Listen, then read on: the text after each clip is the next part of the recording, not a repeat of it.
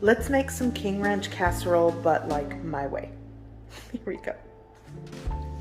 So to start my King Ranch chicken casserole, here I've added 4 tablespoons of unsalted butter in my preheated pan. It's over a low heat, and I'm going to create my own cream sauce. The original recipe calls for condensed cream of chicken or cream of mushroom soup.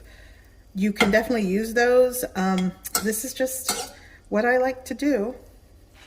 Okay, so let's get this here. Now I'm going to add 4 tablespoons of all-purpose flour. I'm creating a roux. And I'm going to shake in just a little bit of granulated onion powder. Now you'll want to combine the butter and the flour and cook this. It's going to kind of gently simmer and bubble. If the heat gets too high, make sure you turn it down. But I'm going to do this for a minute or so.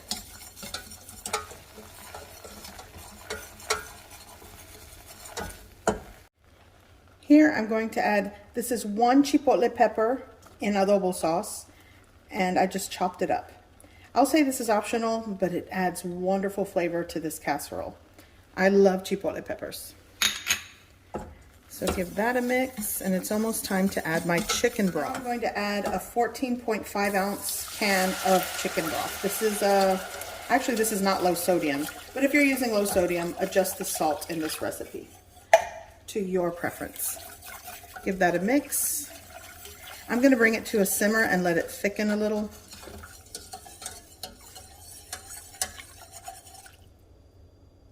This has thickened, so now I'm going to add 4 ounces of softened cream cheese. Melt that down or let it get combined and creamy. In my recipe, what I'm doing today, I'm doing just a small batch or a small King Ranch casserole.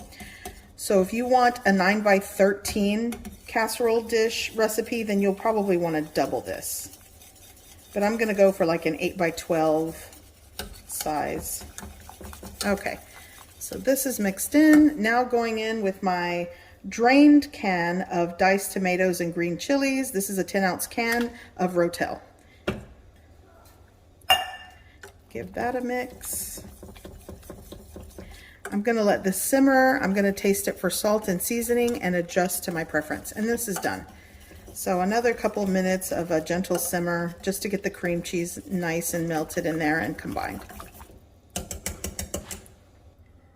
I will be using shredded cooked chicken.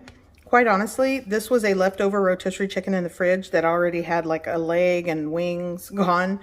So you'll at least want to work with 3/4 pound to a pound of cooked shredded chicken. I'm going to add some granulated onion powder to season it. Season how you like. I love smoked paprika, so it's going in.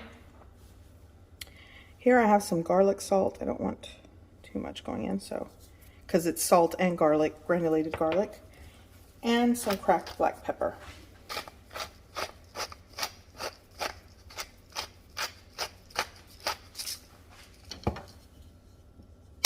Give it a mix, and this is ready.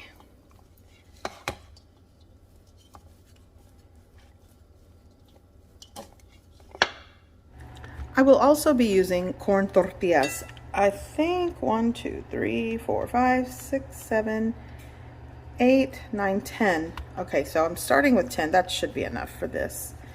And what I'm going to do is cut them in half. Some people cut them in quarters.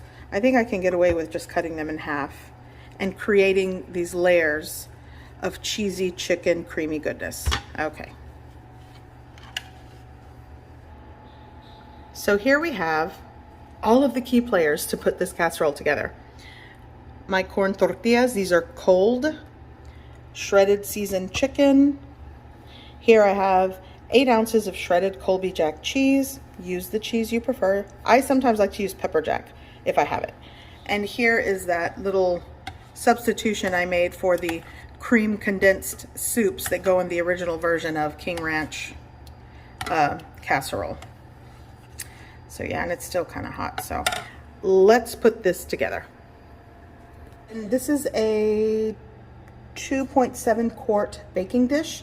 It's an 8 by 12. I'm going to ladle in just a ladleful of my sauce here, my creamy sauce. It smells fantastic. And I'm just going to layer with the corn tortillas. So like the straight edge I put towards the edge of the baking dish, and just kind of, you know, do that all around. Let's see. So already I've used 2 corn tortillas. So that's 3.5 per layer, seems like. And with chicken, going with some cheese, like a handful. And like 2 ladlefuls of the sauce all over.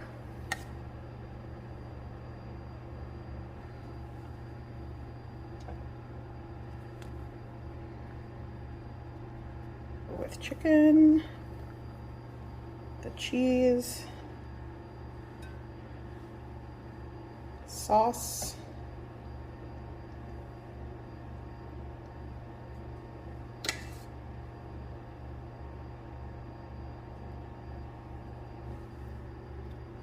okay, so I needed like 1 more half. So you can use 11 corn tortillas. I stuck with the 10. It should be fine.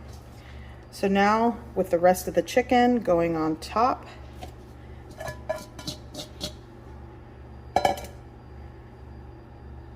Rest of my sauce here. And try to evenly divide it as best as you can. Doesn't have to be perfect. You do want it to be covered. So what I might do is just spread this around the top layer to make sure everything is covered.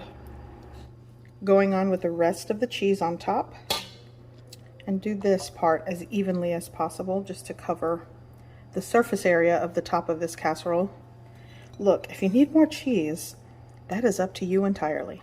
Go for it.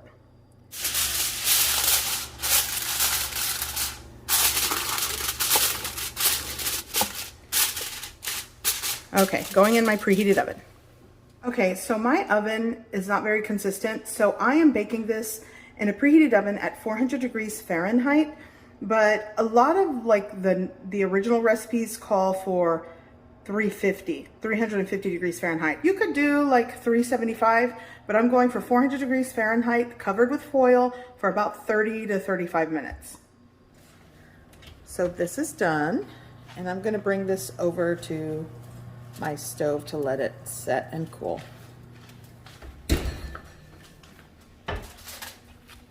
Okay, so at this point, let's get my towel here, it's far away.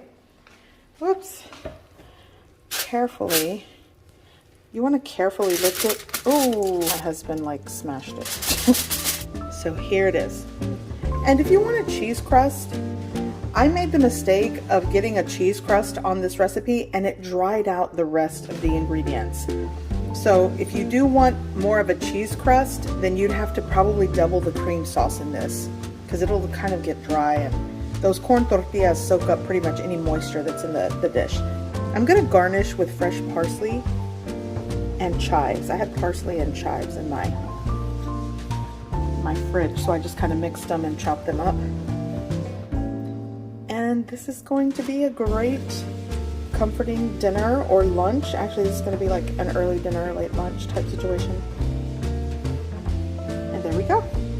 King Ranch casserole my way. I hope you give this recipe a try. I hope you like it. And thanks for watching.